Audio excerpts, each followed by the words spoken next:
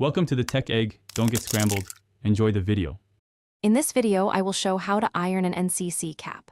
First, you'll need to gather your essential tools: a clean iron, a spray bottle with water, and a pressing cloth. Make sure your NCC cap is completely clean and dry before you begin. Next, set your iron to a medium heat, typically around 300 to 350 degrees Fahrenheit, which is ideal for cotton blends. This preparation ensures a smooth, crisp finish without damaging the fabric.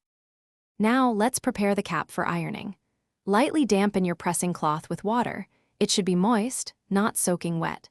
Lay your NCC cap flat on a sturdy ironing board, carefully smoothing out any existing creases or folds. Then, gently place the damp pressing cloth directly over the cap's fabric. This protective layer prevents direct heat damage and helps create a sharp, professional look. With the cap and pressing cloth in place, begin ironing. Apply firm, even pressure with the iron, moving it in smooth strokes over the pressing cloth. Concentrate on the cap's crown and the brim, working in small, manageable sections to ensure every part is addressed. Remember to lift and reposition the pressing cloth frequently to prevent any scorching or uneven heat distribution. This method helps achieve a perfectly crisp appearance. Once you've finished ironing, carefully remove the pressing cloth and allow your NCC cap to cool completely on a flat surface.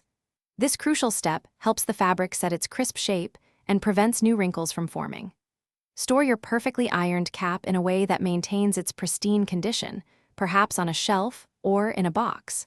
For other great deals and to make meal prep easy with leak-proof containers, check the link in the description below. Thanks for watching. Consider subscribing if I helped unscramble your problems.